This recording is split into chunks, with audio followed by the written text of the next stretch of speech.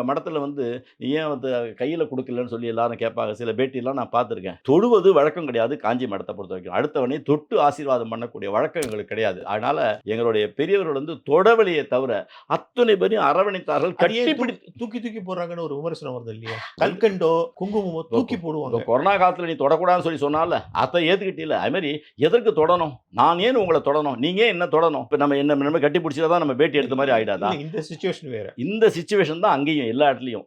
ஒரு சன்னியாசி ஸ்பரிச தீட்சைன்றது குடுக்க மாட்டான். காஞ்சி மடத்துல ஸ்பரிச தீட்சை கிடையாது. நயன தீட்சை தான் உண்டு. கண்ணால பார்த்து ஒருத்தருக்கு தீட்சை குடுப்பாங்க. ஸ்பரிச தீட்சை கிடையாது. காஞ்சி மடத்தை பொறுத்த ஒவ்வொரு மடத்திலும் ஒவ்வொரு விதமான தீட்சை உண்டு. இப்ப அமிர்தானந்தமாயி இருக்காங்க. உலகத்தையே தன்னுடைய இரு கரங்களால கட்டி போடுறாங்க.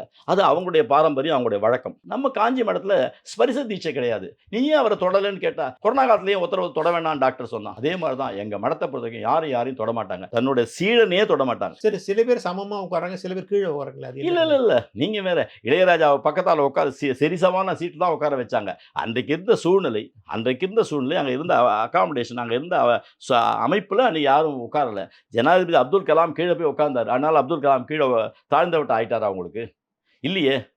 அவர் தன்னை வந்து அவரோட பாவத்துல ஈடுபடுத்திக்கிட்டாரு. அதனால அப்துல் கலாம் கீழ தாழ்ந்தவர், சங்கராச்சாரியர் உயர்ந்தவர்லாம் கிடையாது. அன்றைக்கு இருந்த சூழ்நிலை, அவரு அன்னைக்கு ரெடி ஆயிட்டாரு. இளையராஜா பக்கத்தால போய் உட்கார்ந்தாரு. ஆனால் இளையராஜா ஒஸ்தியோ, சங்கராச்சாரியர் மட்டமோ, சங்கராச்சாரியர் ஒஸ்தியோ, இளையராஜா மட்டமாவோ கிடையாது. பொன் ராதாகிருஷ்ணன் போறாரு. ஒரு நேரத்துல உட்கார்ந்துட்டு இருக்காரு, ஒரு நேரத்துல கீழ உட்கார்றாரு. இதெல்லாம் ஒண்ணும் தப்பே கிடையாது. உங்களுடைய பார்வை எப்பொழுதுமே கோளாறு.